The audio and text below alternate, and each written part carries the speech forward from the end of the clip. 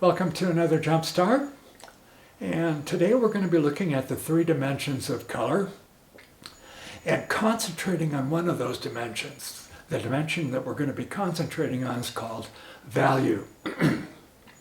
Now, the term value in artistic parlance has a specific meaning. It's how light or dark a particular color is. And so it's going to be your job as a watercolor painter to be able to take any color and make it the correct value, the value you want on demand. And watercolor, it's not quite so easy to do that because watercolor has the tendency to dry lighter than when you put it on the paper. And so it may look great when it's wet, but then it dries lighter. That's not. You might want a middle value, middle dark value, blue.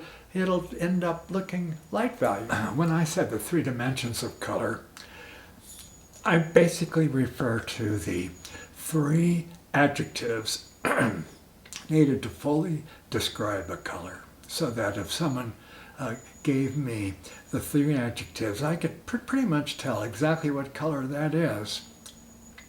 So the first dimension of color is hue, H-U-E, and it basically refers to the basic color. So in this three primary color wheel, you can see that we have reds, we have oranges and yellow greens, etc. around the color wheel.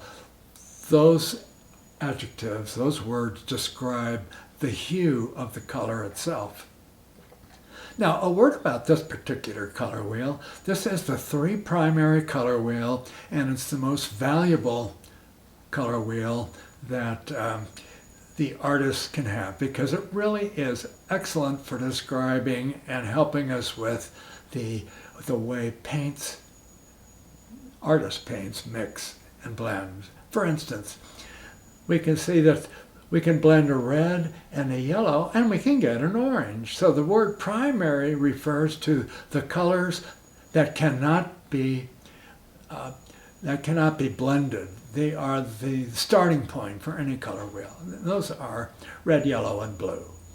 And then from those three colors, we can blend the other colors. Now, word of warning, you can't blend all saturations of those other colors with a single red, yellow, and blue, but you can get pretty close.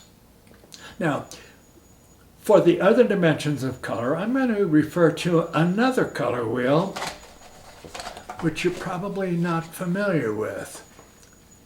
Okay, this is the Munsell system color wheel, and the Munsell Color Company, about 100 years ago, and a little longer ago, actually closer to the turn of the last century, developed a system that was more appropriate to the printing industry.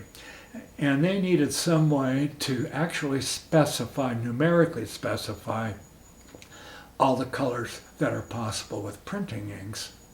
It's interesting that the Munsell Company no longer exists. It's now part of, I believe it's the Greta Macbeth Company. And they are very involved in digital and video color harmonizing and color manipulation. But let's take a look. Their system has 5 primaries. Now, I don't know why they have 5 primaries, but it makes sense to them. Their primaries are red, yellow, green, blue, and purple. So those are the hue colors. So that's the first dimension of color.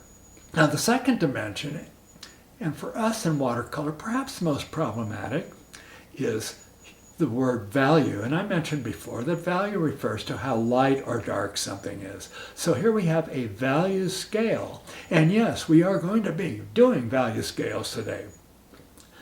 And you can see that a very light value might be characterized in the Munsell system as value 9, and then we get down to the very blackest black is value 1. Now in this particular chart, which by the way is available from the Munsell color system, and you put them together with color chips, the blackest black is not actually available here because they couldn't get it. There is one darker than this, but they could not produce a color chip of that darkness, the absolute black. So now that's 2 dimensions of color. Now I'm going to go now into the 3rd dimension of color, which is represented, an example represented by this middle band here. And that is the saturation of a color. So we have hue, value, and saturation. You got it. Saturation is the hardest one to define, actually, but let's give it a try. No single word really does it justice. You might think of it as purity. So a highly saturated color is a very pure color. Well, that's not a totally great definition for some colors, but take a look here. It seems to make sense. Now here's a very pure red. It's very intense, very chromatic. Chroma actually is perhaps a little better definition of saturation, not totally good yet. So high saturation. Low saturation is something tending towards gray.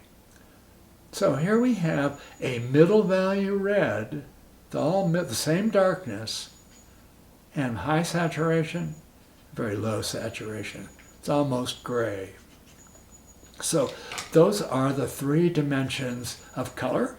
And let's get on now with the term value and do some exercises, warm up with.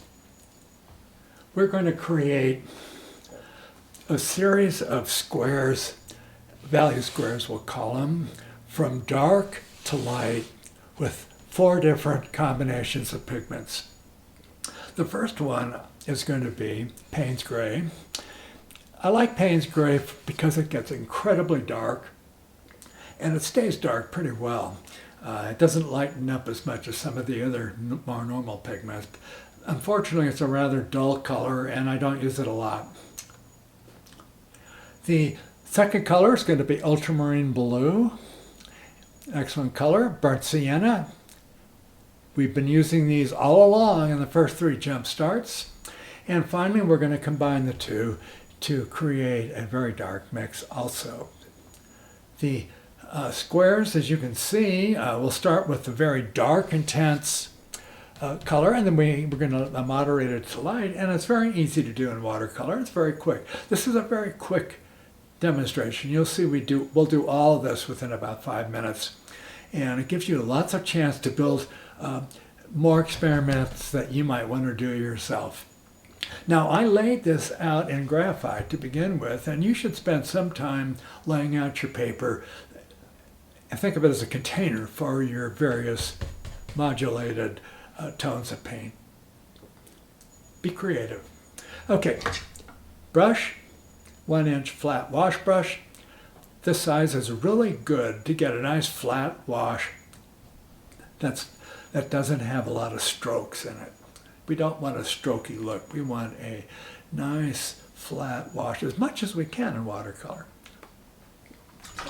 Okay. The technique, take a look at the palette, is to mix up an intense version of your paint with very little water in it. You know, I never mix a paint, no matter how light it's going to be. I never start with a lot of water because it's really hard to darken a color. In other words, to intensify it, once it's got a lot of water in it, it's just wastes a lot of paint. So you can see I have a very rich mixture. The consistency of the mix is like whipping cream. I thoroughly mixed in my brush, and we're just going to paint it out. I'm overlapping, up to 50%. Boy, that's intense. Now I'm going to go and add water to that mix. How much water you add really depends on how big your puddle is and how strong your paint is. So I'm just guessing here. And the right side of your brain, though, learns and can pretty much on demand do a good job moderating these colors and making them lighten up consistently. Okay, we go on. Add a lot of water now. We're in the light range. Okay, not even I'm not even doing it with the whole pool. I'm actually splitting off the pool into a smaller area. Finally, I could probably just take what's in my brush. It's got enough of it in there, and it'll be light enough. Finally, we need to pick up these dribbles at the very bottom. If you don't, they'll bleed back and create a very unfortunate shape called a bleed back or an oozle, O-O-Z-L-E.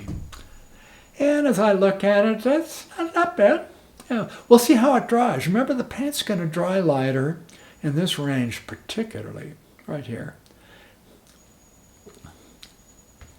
Now the next color is ultramarine blue. Let's get rid of all this Payne's gray.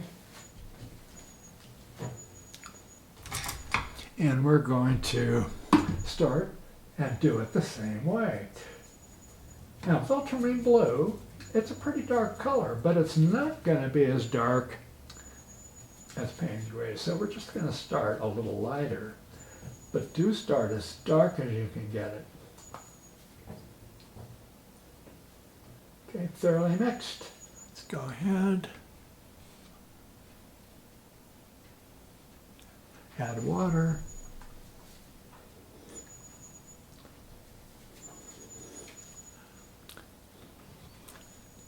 It's interesting that these two layers tend to look almost identical until they dry, and then this one lightens up.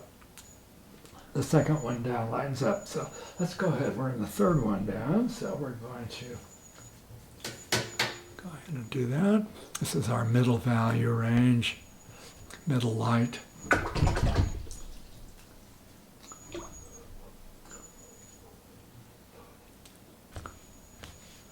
That's maybe not light enough. I'll see. And now almost just pure water. Just a touch of color in it. Okay, and now let's sponge up the bottom. Dry brush. Okay, and we'll go on to burnt sienna next.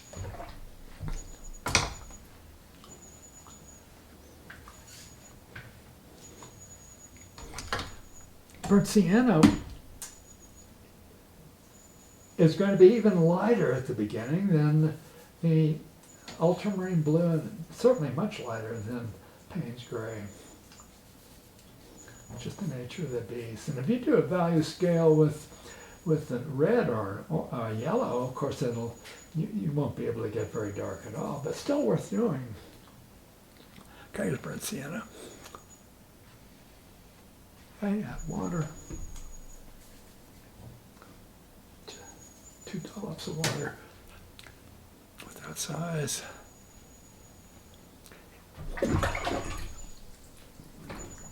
Maybe 3 dollops for the next step. Maybe even 4. Maybe a little too much.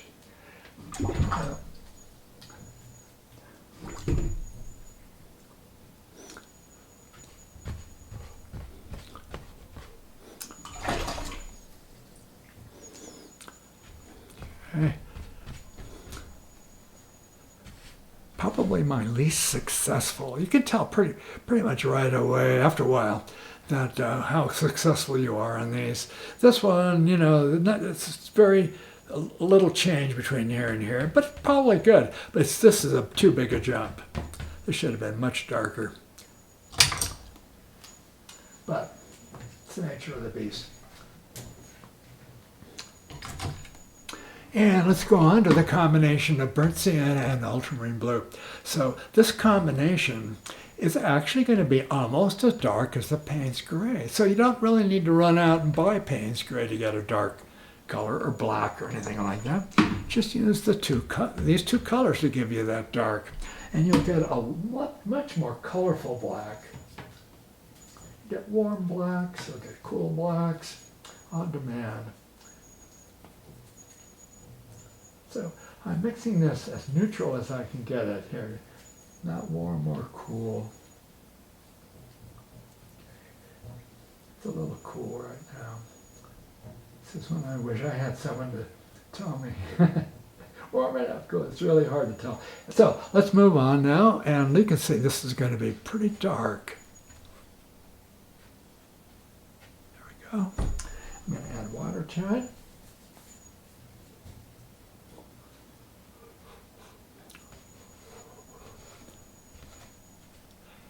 I'm going to add a bit more water to it. Let's see if I can get it better than the last time. I don't like that, so I just add a little pigment to it. That's better. And now I'm going to put a couple of big dollops.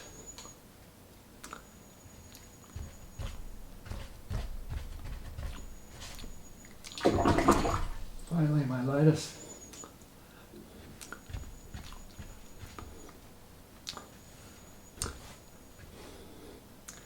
Okay, that's it. Time for you to self-evaluate. For instance, I can look at this and I think this paint grade did just fine. The ultramarine blue's not bad. There should have been a bigger jump between here, or less of a jump between here. This should be darker. This is about right. This could have been a little. Well, I don't know. These two are pretty close together, so this should have had a little more water in it, I think. Or darken this up a little bit. I think that would be good. Next time we'll do it even better. So the other thing you should look at it, and even though I said that we wanted a nice flat wash, you'll notice that painting as quickly as we did, that it's pretty flat, but it still looks wet. There's a wet quality to it, variety. That is good. In watercolor's designed to give you variety. It's really difficult to get away from brush strokes, drip marks, and things like that, because it's the nature of the beast that's going to do that for you. But try to get it as flat as possible and enjoy the subtle variety you do get. If you really need a flat wash, like you're painting like a house paint or a car paint, quality to your painting, then try another medium. Try oil paint or gouache, which is an opaque watercolor.